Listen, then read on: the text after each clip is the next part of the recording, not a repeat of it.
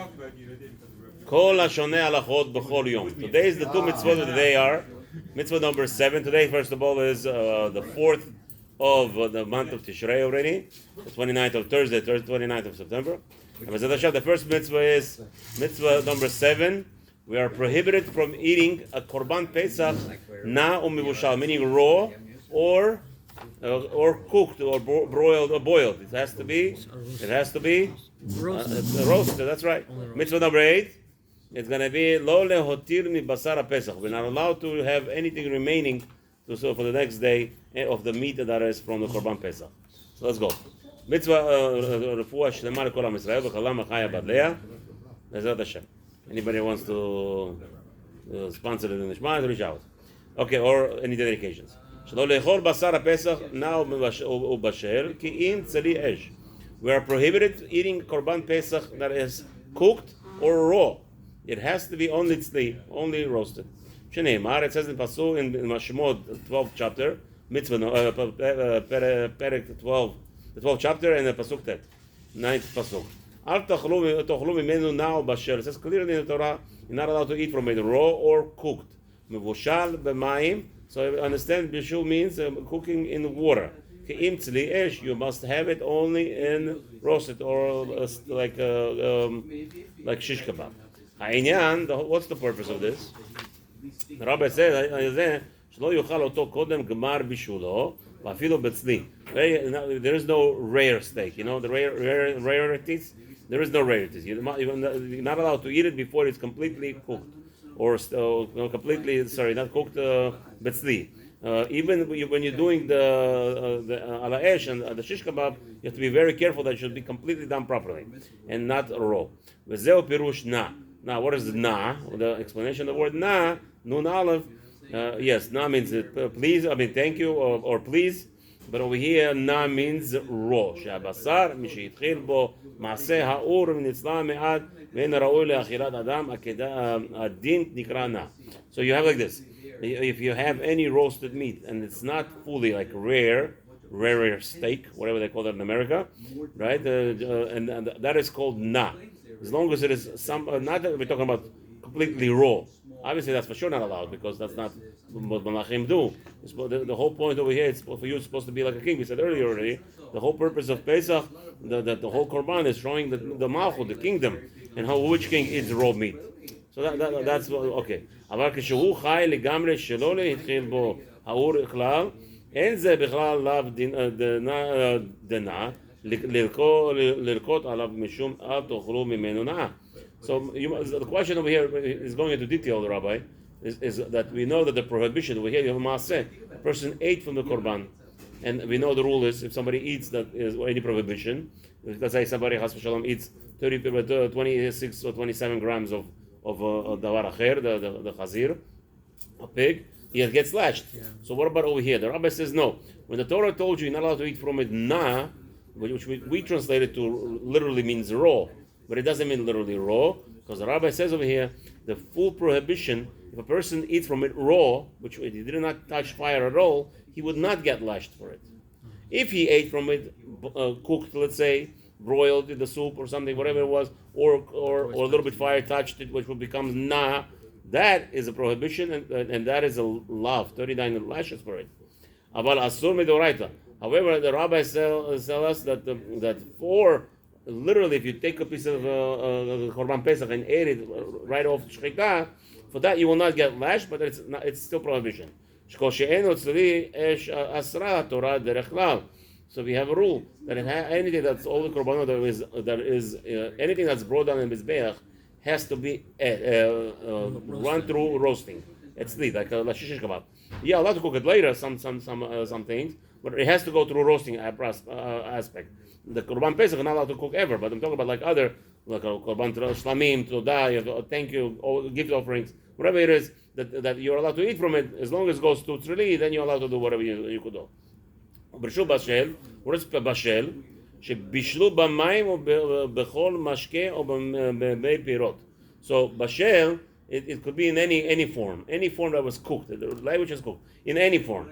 Sheneimar or bashel mevushal riva hakol. So over there, since it says twice the word bashel or mevushal, cooked, it's already including any form of cooking. The mistama, what would happen if you, we say kabush kebushal? What about if you soaked it in salt water, or you, what's his name, miushan, and you smoked it? It's also called miushal. Right. Okay, the Rabbi doesn't specifically say that here, but he says over here, he said the rule is, since the Torah says twice, Bashel Mevushal, to tell you in any form, whatever Chazal established as a form of cooking, like smoking and like salting, right? Yeah. You salt it, it's like a form of cooking, that would still be asur. I don't know how you're going to get smoked, smoking is easier than salting. Salting takes a long process. Right. You're not allowed to leave korban. Right? We said over here, mitzvah number 8 is going to discuss about not allowed to leave any meat korban pesach after the next day. So the process of salting is not going to take one day. But looks like because you need you need at least 24 hours for it to be considered already in that stage of salting, like cooking. Okay, but smoking, I don't know. The smoking process also takes a long time, no? Yeah. To get the flavors, to get it strong. How long? How many years? Some people do hours. I mean, people age. There are different lengths of age of smoking. Yeah. Okay. People, okay. So anyway, so that's just a side note. Okay. Mishashem mitzvah. What is connected to this? The roots of this mitzvah. The whole concept over here is to remember the beautiful miracle that Hashem performed for us that we came out of Egypt. As we said today in Tefillah, this is one of the concepts we do every day to remind ourselves and to be grateful. And that is why we are commanded to eat it specifically roasted. Why? The kings, when they want to eat meat, their most attribute is like, today people, how you draw. I see already shuls advertising. It used to be when I was growing up, to come to shul to learn Torah, they tricked us. They gave us, not tricked us. They enticed us with I don't know, Mr. Maybe remember in Brooklyn we had a drink like this. It's called like a bomba, looked like a grenade, and it had like a silver cover on top, and you just make a puncture and then you drink it. So that's what they gave us, and then they gave us potato chips. I remember it was potato chips or corn chips. Whatever it was like a mechaye. When I was getting that, listen, I just came fresh off the boat, and in 1990, that's how they lured us then. Twice a week, they gave us a little drink, and that little bomba juice box, and what's it? Today they have juice boxes, but it was like a little plastic thing, and there are chips. Those juice boxes used to cost like a quarter each. Right, not what Rabbi called it? I think 10 per dollar. Used to be. If you got it from the supermarket. Right. Okay. Listen to this. In 1990, when they were dragging me to learn, it was took us literally off the streets twice a week, Monday night and Thursday night, right?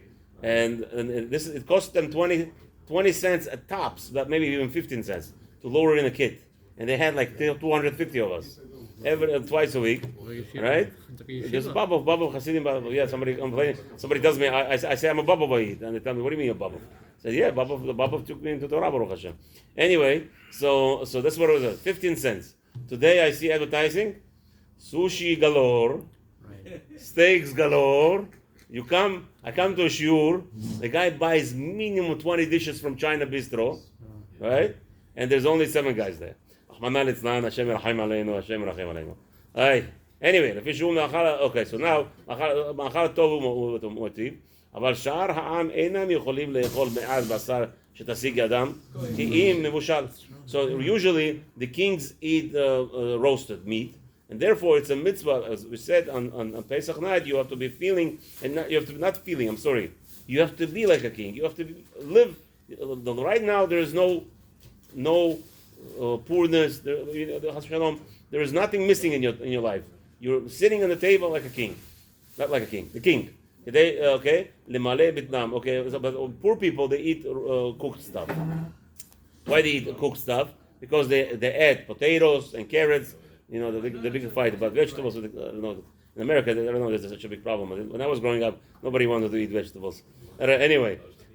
ואנו שאוכלים הפסח בזרחון שיצאנו לחירות להיות מלכות וכהנים וממלכת הכהנים ועם קדוש. We have been commanded to come out we were taken out of Egypt for one purpose, only to be the kingdom of Kohanim and holy nation. ודאי ראוי לנו להתנהג באכילתו דרך החירות ושירות. The whole purpose of Korban Pesach is to feel like you're a king. Again, I'm using the word feel. It's wrong word. It's not I have to feel like a king. I am living the life of a king right now. B'shirut, that you have to feel like it, you have to be like it and act like it. Not don't. Right away, people, I don't know, for some reason when they hear the word king, they have to imagine the worst things possible. Imagine the best things possible. Hashem is the king and gives us everything without any demands. Shacharit atzli yoreh al hachifazon. Also why it's grilled, because it's also showing us the quickness, the hasteness that Hashem took us out of Egypt. The same way. Dinei mitzvah kegon im asao tzli kedira o sachu b'mashkin o b'mepeh b'rod o b'mayim o b'samim rod truma ma dinoi v'yiter pateh mevuarim b'pesachim. So over there, the details of this mitzvah is how to do even tzli. You have to be very careful. What happens if you cooked it, and all the details are all discussed. Okay, this mitzvah is bezacharim, males and females, b'zman beit habayit.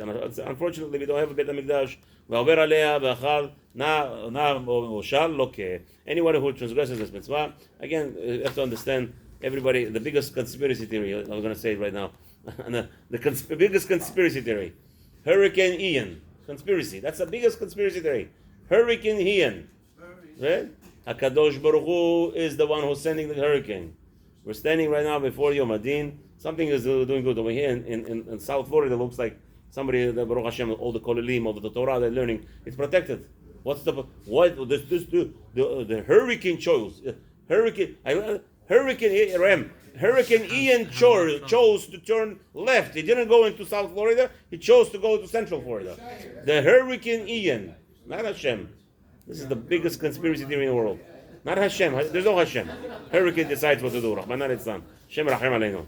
Hashem should give us go back to the Yerushalayim, to rebuild the Beit HaMikdash properly, and be manhig of the world appropriately, not some guys with some money in their pockets and taxing everybody to death. And now they decided to declare a hurricane makes a left instead of right, and he goes straight and then he's sort of backwards. A hurricane, not Hashem. Next mitzvah, mitzvah 8. We are prohibited from leaving any remnants of Korban Pesach for the next day. Meaning it has to be eaten by night, right? Preferably before Chatzot. If not, until the Andot HaShachar, which is like an hour and a half, 90 minutes before Nitzavim. So you're not allowed to leave anything for the 15th day of Nisan, any meat over, meaning day. Night, you must eat it. Okay. Shemot. It says over there in Shneimar, in 12th chapter, 10th pasuk, V'lo totiru mimeno ad boker. You're not allowed to leave from it anything until the morning. Again, we already said it that in the same concept that as shechting it, the whole purpose of this mitzvah is to remember of every aspect that happened to us when we came out of Egypt. העניין הוא כדרך מלכים ושרים שאינם צריכים להותיר מתבשלים מיום על יום. Why we're prohibited to make any remnants, any remaining for the next day? Because the kings don't do that. Kings don't care about tomorrow. They eat what's in front of them, and don't worry, Hashem will provide tomorrow. We're not worried about, because the king is going to say, hey, Rabbi, that's the king. He has everything, right? So again, listen, today we don't have that problem. But Hashem, we also cook a lot. I don't know if we're. It's a question today. Do I have an obligation to finish up everything? Right? To finish up everything that night. To say, well, Hashem, don't worry. I mean, we have stuff in the refrigerator, so we're not worried, right? So I don't know if we could ever fulfill this. But again, this is talking about specifically the korban, because there's other food, obviously, right? But let's say in the korban, that's what we're going to discuss for now. Okay. The kings do not have to keep anything remaining from one day to the next. Right